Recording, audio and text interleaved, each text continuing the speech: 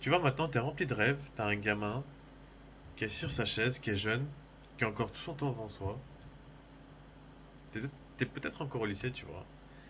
Et t'as eu un événement tragique dans ta vie. T'as eu quelque chose, un événement qui est traumatique. Peut-être que tes parents sont divorcés, peut-être que il s'est passé ci ou ça, peut-être que t'es dans une famille toxique, peut-être que t'es dans une famille où est-ce que ton père, je sais pas, te porte pas attention, ou est-ce qu'on t'insulte, ou est-ce qu'on te rabaisse, etc., ou est-ce qu'on te donne pas d'intention, etc. Et tu te dis que la vie est injuste. Et tu craches sur la vie, tu dis putain, mais pourquoi est-ce que. Pourquoi moi? Pourquoi est-ce que ma situation est injuste? Pourquoi est-ce que les autres sont pas comme ça, etc. Mais au fond de toi, il y a quand même une lumière d'espoir. Tu vois. Au fond de toi, il y a quand même quelque chose qui brille. Il y a quand même quelque chose qui te dit que on a connu de la merde, mais peu importe ce qui arrive, on va s'en tirer. Tu vois ce que je veux dire? Et aujourd'hui, t'as 17, 18, 19 ans. T'es là, t'as ton bagage émotionnel, t'as ton bagage traumatique, c'est pas agréable. Mais c'est ce que t'as, c'est ta condition. C'est ta condition réelle, c'est ce qui se passe pour toi maintenant. Et t'es ambitieux. Tu veux aller vers l'avant. Tu sais que t'as eu des problèmes, tu sais que t'as eu des difficultés, mais tu veux aller vers l'avant. Tu veux pas abandonner. Après tout ce qui s'est passé, après toute la merde que t'as avalée, tu veux pas laisser tomber. Tu veux avoir un meilleur avenir pour toi. Tu veux vivre une vie juste, frère. Tu veux vivre une vie parce que tu peux élever des enfants qui seront sains et heureux, c'est ce que je veux dire. Bah frérot, moi, quand j'avais 10 ans, donc 10 ans c'est un âge où est-ce que tu comprends pas encore trop la société, tu comprends pas les humains, tu comprends pas encore trop la vie. C'est un âge où tu te recherches, tu vois, c'est un âge où tu commences à te rechercher, etc. 10 ans. Et mes parents se sont séparés, tu vois. Mais c'est pas genre le divorce entre guillemets normal, parce que je pense que la notion de divorce euh, aujourd'hui c'est vu comme quelque chose de bien. Et certes, hein, d'un point de vue martial, si t'es dans un couple qui te plaît pas et qui dure, forcément que c'est mieux de se séparer, mais va demander au gamin d'un divorcer. Et je pense que même un divorce normal, même un divorce euh, dans les règles, entre guillemets, bah, ça rend pas un gamin heureux en fait, tu vois ce que je veux dire? Et ça fait énormément de mal à un gamin. Enfin bref, moi j'ai connu un divorce qui était très corsé, avec beaucoup de disputes, je me souviens que tous les soirs, dès que je rentrais de l'école, je mangeais mon dîner. J'allais jouer à la play tout le temps parce que bah, la play c'était une bonne échappatoire. Et le soir à 20 h quand je me couchais au lit, bah, j'entendais mes parents se disputer toute la nuit, j'arrivais pas à dormir en fait. Ma mère criait, mon père criait, comment dire, des coups sourds, tu sais, des coups genre enfin bref, quand quelqu'un donne un coup ou qu'il se passe quelque chose, je peux dire ce genre de bruit, toute la nuit, toute la nuit, toute la nuit. J'arrivais pas à dormir à ce moment-là. Je venais de déménager, avant j'étais en banlieue parisienne, et j'ai déménagé en Paris Centre. Et j'étais dans une nouvelle école, nouveau milieu, nouveaux profs, nouveaux potes, en classe de CM1. Et comment dire, c'était une période très compliquée pour moi. Je dormais pas à la maison, je dormais en cours. Euh, les profs, ils m'engueulaient, parce que en fait, je dormais en cours, tu vois, je pouvais pas dormir chez moi, parce qu'il se passait ce qui se passait tous les soirs. Et les profs m'ont ridiculisé, m'ont crié dessus, ils m'ont dit putain, tu bailles tout le temps, tu dors tout le temps.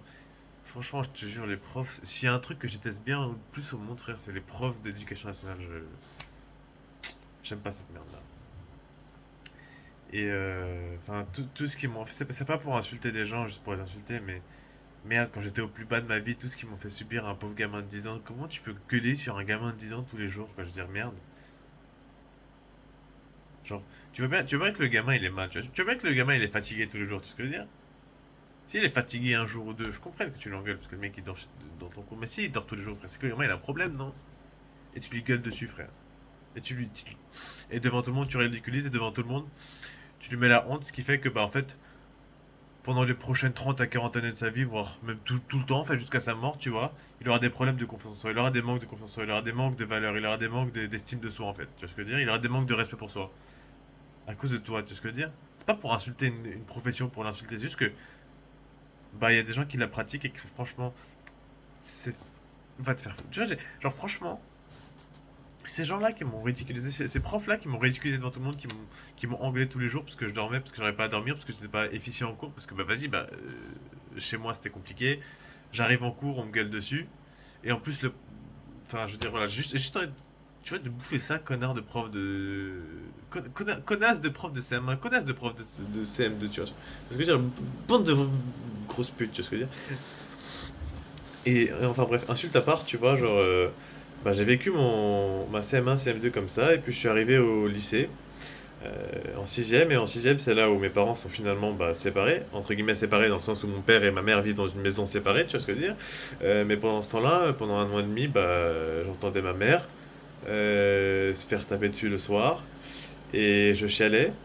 Et j'ai vu ma mère chialer pas plus d'une fois. Voir sa mère chialer quand t'es jeune, mon ref, je peux te dire que ça te fait du mal. Tu vois ce que je veux dire? Je peux te dire que quand tu vois ta figure la plus précieuse au monde, la chose qui t'a éduqué, la chose qui t'a amené au monde, la chose qui te donne, la personne qui te donne le plus de sécurité au monde, chialer devant tes yeux à cause de ton père qui est aussi bah ton père en fait. C'est ce que je veux dire.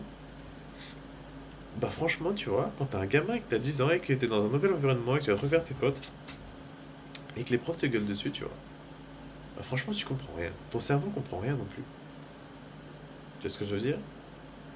Et aujourd'hui, bien que je te raconte cette histoire, franchement, j'en ai pas grand souvenir. Tu sais, quand un cerveau est traumatisé, si t'as eu un trauma toi-même, tu le sais, bah en fait, il efface les données, il efface les souvenirs pour pas se faire mal, tu vois ce que je veux dire? C'est de la protection, c'est normal, c'est genre, ok, bah il s'est passé un truc horrible comme ça, et penser, ça fait que rendre les choses plus horribles, donc on efface, et tu prends les leçons, c'est-à-dire que, ah bah montrer que, genre, tu vaux quelque chose, c'est mauvais. Donc il prend ça en tant que mécanisme, il se dit que comme ça la prochaine fois, bah, je vais pas me faire engueuler par mes profs quand je suis down, tu vois ce que je veux dire? Du coup, je vais essayer d'arrêter de chercher l'amour en fait. Genre, tu vois, arrêter de chercher l'attention, tu vois. Genre des trucs comme ça. Et comment dire? La titre de cette vidéo, c'est que bah, les traumas, c'est un avantage, tu vois. Et certes, bah, rien qu'en reparlant là, tu vois, bah, je suis devenu un peu ému parce que, bah, vas-y, c'est des souvenirs douloureux qui ressortent. Mais ce que je me dis, c'est que malgré aujourd'hui, bah, toutes les séquelles que j'ai de ce trauma-là, malgré aujourd'hui, bah, le manque de confiance en soi, le manque d'estime de soi, euh, aussi, bah, comment dire,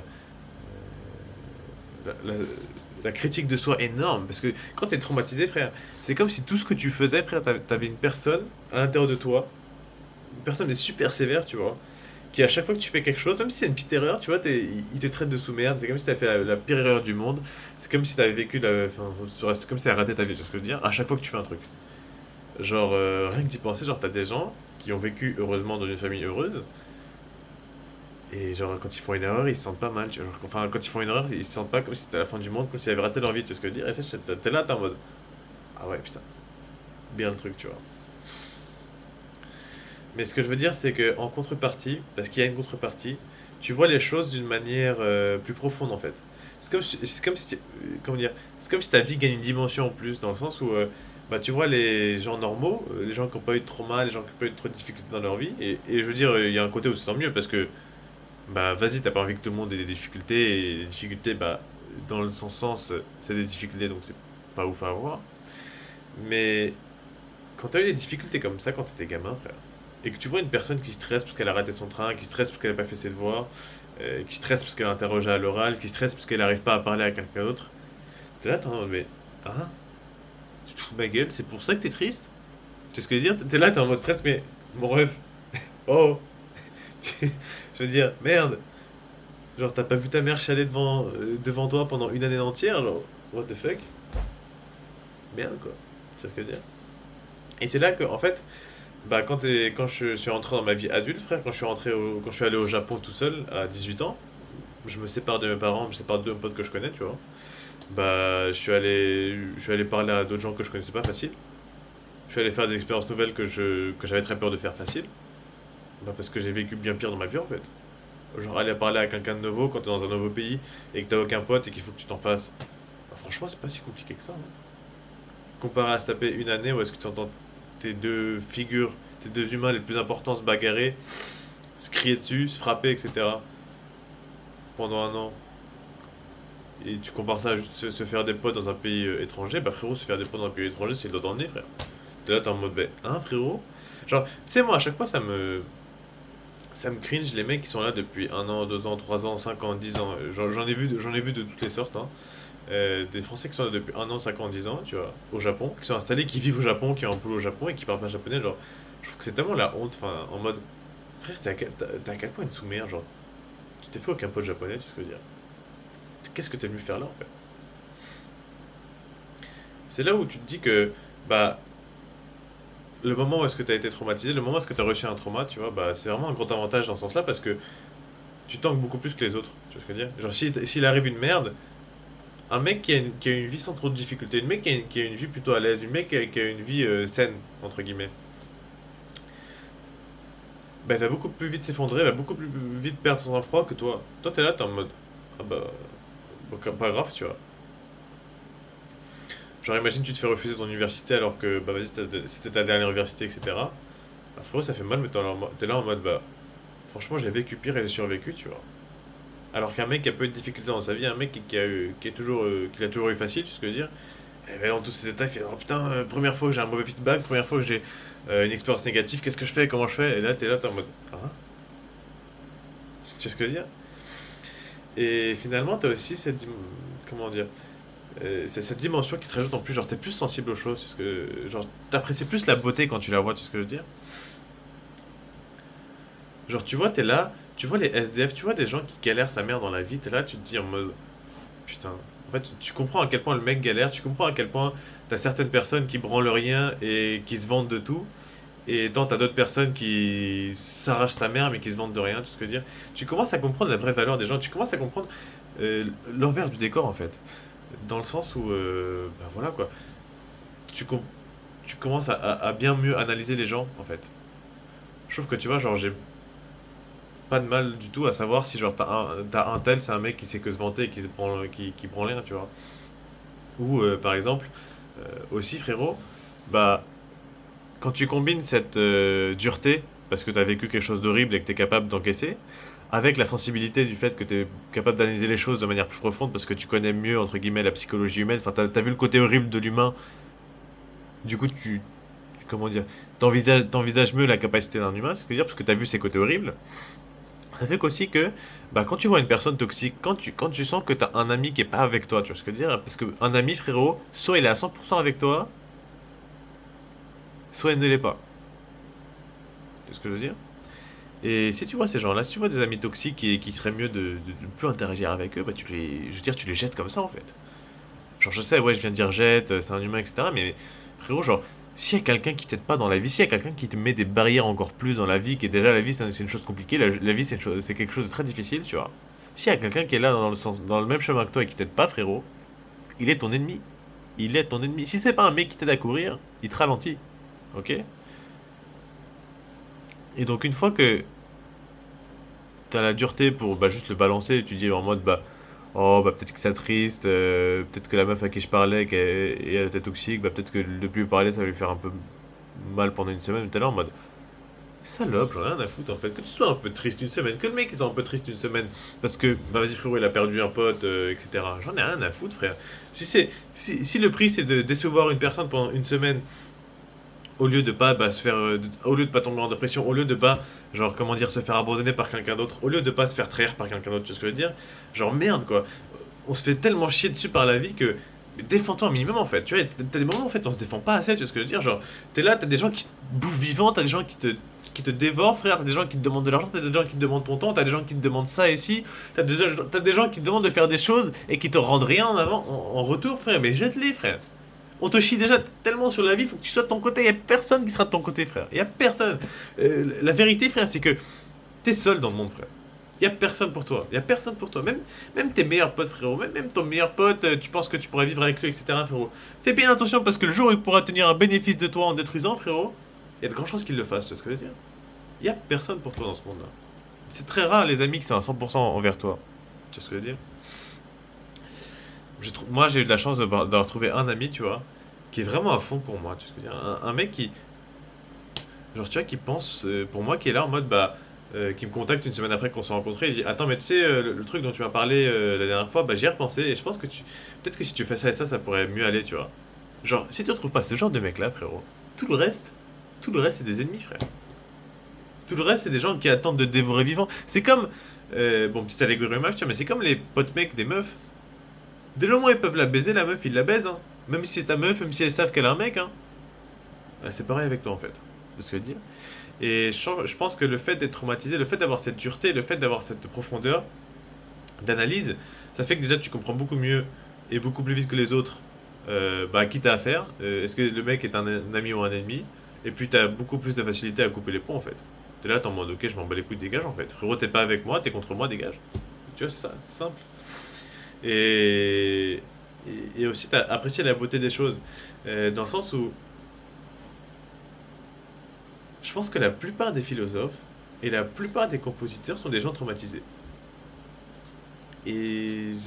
Comment dire? Ça ne m'étonnerait pas si j'ai raison. Parce qu'en fait, quand t'es traumatisé, c'est comme si t'as un nouveau niveau de sensibilité, tu vois ce que je veux dire? Il y a une chose en plus qui se débloque dans ton esprit, c'est comme si t'as connu la pire des merdes possibles à un âge, tu vois, un âge jeune. L'abandon, l'effondrement de ta vision de la famille, l'effondrement de ta vision du couple, l'effondrement de ça et ci, tu vois, l'effondrement de ton monde en fait. Mais dès que t'as connu l'effondrement de ton monde au début, bah la reconstruction elle prend place direct, c'est ce que je veux dire. Genre, tu vois les choses d'une manière beaucoup plus alambiquée, d'une manière beaucoup plus profonde, qui fait que tu peux exprimer tes sentiments aussi de manière plus profonde, que ce soit à travers la philosophie, que ce soit à travers les instruments, etc. Et quand j'écoute, tu sais, des morceaux de piano, etc., genre ouais, j'aime bien le piano et j'aime bien, merde, comment il s'appelle? Le compositeur de Debussy, tu vois. J'aime beaucoup ce mec-là et je me dis que, bah en fait, c'est un truc qui est que accessible comme ça, en fait. Genre, si je me mettais au piano, ça m'étonnerait pas que. Si je me mettais genre à 100% à être compositeur, tu vois, ça m'étonnerait pas d'avoir plutôt un bon niveau, tu sais ce que je veux dire? Genre, je pense que je ressens les choses d'une manière plus profonde que je pense que nous, on ressent les choses de manière plus profonde que les gens qui n'ont pas été traumatisés, c'est ce que je veux dire. Que les gens qui ont toujours eu de la vie facile depuis qu'ils sont nés. Et puis d'ailleurs, tu vois que ces gens-là euh, ne relèvent pas tant de challenges dans leur vie. Enfin bref, si ta vie est facile tout le temps, pourquoi est-ce que tu te casserais le cul pour qu'elle soit encore mieux alors qu'elle est déjà pas mal, tu sais ce que je veux dire?